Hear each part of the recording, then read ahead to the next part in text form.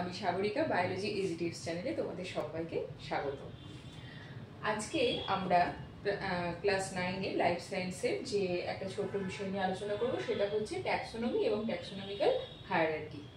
দেখো, ট্যাক্সোনমি সম্পর্কে বলতে গেলে প্রথমেই আমি বলি যে আমাদের গোটা পৃথিবীতে জীবের সংখ্যা তো কম নয়, প্রচুর ধরনের জীব রয়েছে, অসংখ্য প্রজাতির জীব। এবার তাদের মধ্যে কিছু মিলও আছে, আবার কিছু পার্থক্যও আছে, তাই তো?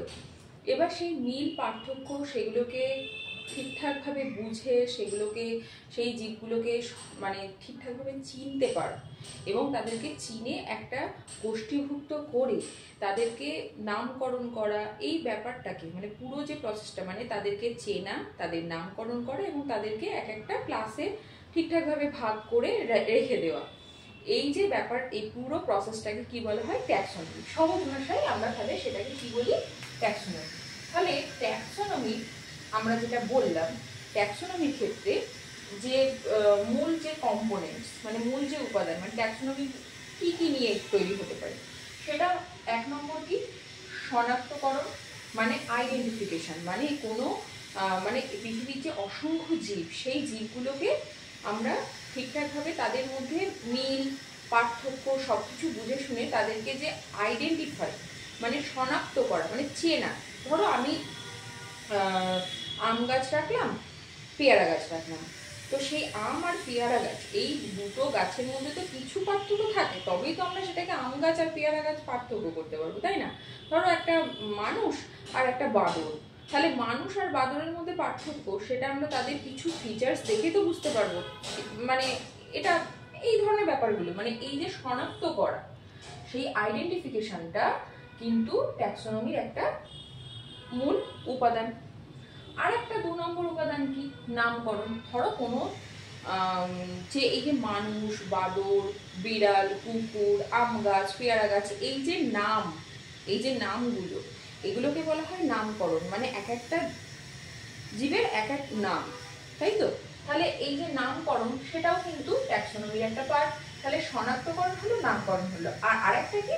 আরেকটা বিশেষ পার্ট হচ্ছে শ্রেণীবিন্যাস, মানে বিভিন্ন প্রকার জীবগুলোর যে পার্থক্য বুঝলাম, তারপর তাদেরকে শনাক্ত করলাম, তাদেরকে নামকরণ করলাম, এবং তাদের শুধু এইভাবে ফেলে রাখলে তো চলবে না, তাদের এক একটা তো ক্লাস আছে না, মানে ধরো সেই ক্লাসগুলোকে মানে ভেঙে ভেঙে তাদেরকে এক একটা গ্রুপ করে তাদেরকে সেখানে রেখে দেওয়া, হ্যাঁ, সেইভাবে এটাকে বলা হয় শ্রেণীবিন্যাস। ঠিক আছে, তাহলে 3 নম্বর পয়েন্ট কি? শ্রেণীবিন্যাস। ঠিক আছে, এইবার আমি একটা কথা বলি যে ট্যাক্সোনমি, এই যে বিভিন্ন রকম যে ট্যাক্সোনমি নিয়ে গবেষণা, শনাক্তকরণ, নামকরণ, শ্রেণীবিন্যাস, এইগুলো তো বহুকাল আগে শুরু হয়েছে। প্রথম যে ট্যাক্সোনমি সম্পর্কে প্রথম যে কথাটি বলেন, সেই ওই বিজ্ঞানী, মানে বিজ্ঞানী অগাস্টিন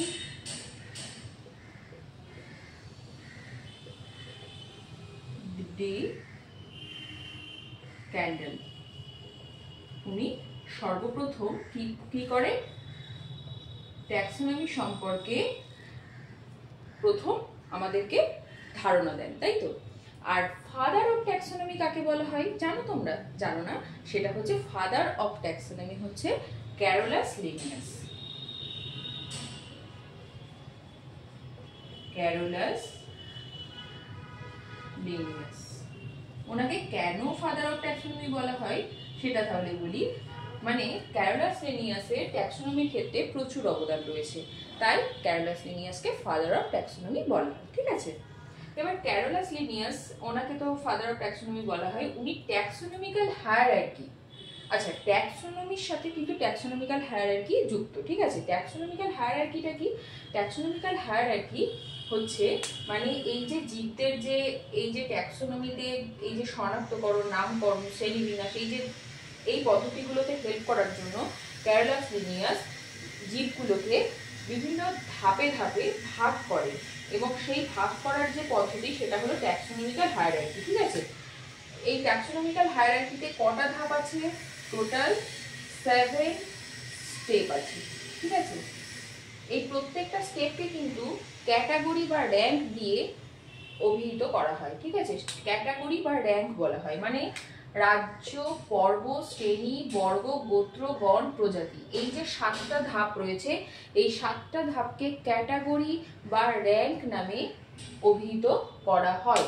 সব থেকে হাইয়েস্ট মানে ওপরে রয়েছে সেটা হচ্ছে হাইয়েস্ট ক্যাটাগরি কি, এটা হলো হাইয়েস্ট, সেটা হলো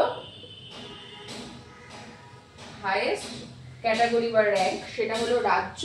আর সব থেকে ক্ষুদ্র মানে ছোট সেটা হচ্ছে সবচেয়ে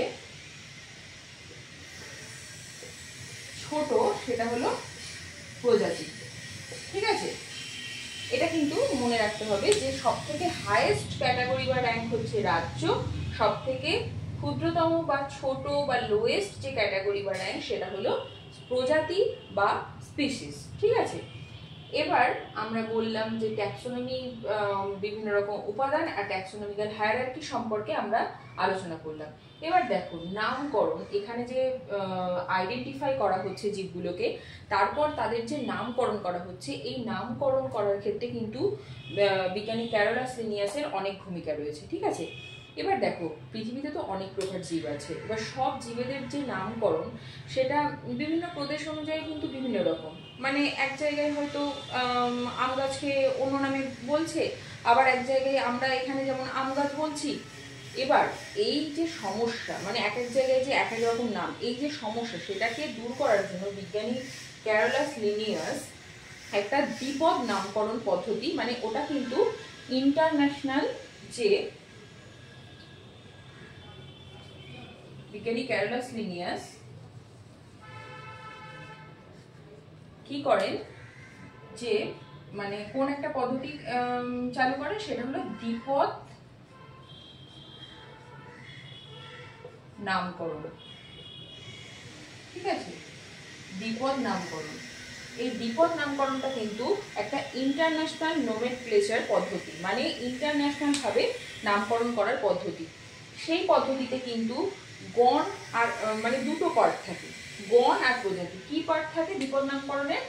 দুটো পার্ট থাকে, গণ আর প্রজাতি। ঠিক আছে, মানে একটা নামকরণের ক্ষেত্রে গণ আর প্রজাতি দুটো মানে দুটো পার্টে ভাগ করে নেওয়া হয়। যেমন ধরো এই পার্টটা আমি একটু মুছে দিলাম, যেমন ধরো তোমাদেরকে বলি গণ আর প্রজাতি দিয়ে একটা মানে আমি বিজ্ঞানসম্মত নাম বা একটা দ্বিপদ নামকরণ আমি লিখছি, সেটা হলো ম্যাঙ্গিফেরা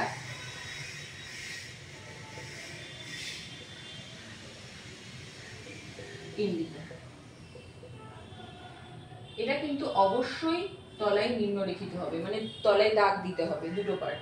এই ম্যাঙ্গিফেরাটা কিন্তু গণ, ঠিক আছে, আর এটা কিন্তু প্রজাতি। ম্যাঙ্গিফেরা ইন্ডিকা কার বিজ্ঞানসম্মত নাম সেটা বলি, সেটা হচ্ছে আম। আম গাছের বিজ্ঞানসম্মত নাম কি? Mangifera indica. ম্যাঙ্গিফেরা ইন্ডিকাতে দুটো পার্ট আছে, ম্যাঙ্গিফেরা আর ইন্ডিকা। ম্যাঙ্গিফেরাটা ফ্রম গণ আর ইন্ডিকাটা হচ্ছে প্রজাতি। ঠিক আছে, এবার আম গাছের বিজ্ঞানসম্মত নামটা আমরা জানলাম। এবার তাহলে আমরা কি দেখলাম যে দ্বিপদ নামকরণের ক্ষেত্রে একটা মেইন বৈশিষ্ট্য কি, গণ আর প্রজাতি নিয়ে থাকবে। দ্বিপদ নামকরণটা গণ আর প্রজাতি নিয়ে তৈরি হবে, এবং এই গণ প্রজাতি মানে এই যে ম্যাঙ্গিফেরা ইন্ডিকা এই যে নামটা আমরা দেখলাম, সেক্ষেত্রে এটা নিম্নলিখিত মানে তলায় দাগ হবে। আর হচ্ছে গণের নামটা কিন্তু ক্যাপিটাল দিয়ে স্টার্ট হবে, দেখো এখানে আমি এম ক্যাপিটাল দিয়ে লিখেছি। অন্যদিকে ইন্ডিকাটা কিন্তু মানে প্রজাতির নামটা, সেটা কিন্তু স্মল আই দিয়ে স্টার্ট করেছি, মানে ওটা কিন্তু ইংরেজির ছোট হাতের অক্ষর দিয়ে শুরু হবে প্রজাতির নামটা, কিন্তু গণের নামটা ইংরেজি ক্যাপিটাল লেটার বড় হাতের নাম দিয়ে শুরু হবে। ঠিক আছে, এবার সেটা আমরা দেখলাম। অন্যদিকে আর একটা নামকরণ আমি যদি তোমাদেরকে দেখাই, যেমন ধরো সিংহের দেখি, প্যান্থেরা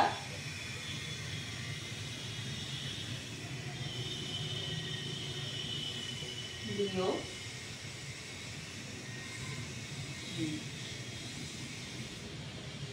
এবার তোমাদেরকে বলি এই যে প্যান্থেরা লিও লিনিস, মানে এই যে এটা দেখছো না, এটা কোথা থেকে বলো তো? প্যান্থেরা লিও মানে সিংহের বিজ্ঞানসম্মত নাম লেখার সময় এই যে লিনিয়াস সেটা আমরা লিখলাম, লিন দিয়ে এটা যে ছোটভাবে লিখেছি, স্মল মানে ছোট করে লিখে দিয়েছি, সেটা একজন বিজ্ঞানীর নাম। কোন বিজ্ঞানীর নাম? সেটা হলো আর কেউ নয়, উনি হলেন লিনিয়াস বিজ্ঞানী, মানে লিনিয়াস, যিনি ফাদার অফ ট্যাক্সোনমি নামে পরিচিত, ওনার নাম। কেন? কারণ এই যে প্যান্থেরা লিও মানে সিংহের বিজ্ঞানসম্মত নাম, সেটা ক্যারোলাস লিনিয়াসই প্রথম এটা দেন, তার জন্য ওনার নাম অনুসারে এটা হলো প্যান্থেরা লিও লিন।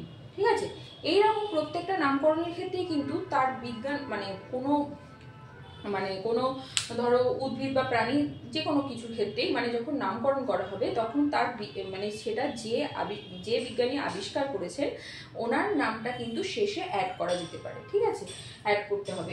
এবার এইগুলো কি বললাম, মানে এই যে গণ প্রজাতি নিয়ে তৈরি যে বিজ্ঞানসম্মত নাম, অন্যদিকে প্যান্থেরা লিওলিন মানে বিজ্ঞানসম্মত নামে শেষে বিজ্ঞানীর নামটা অ্যাড করা হলো।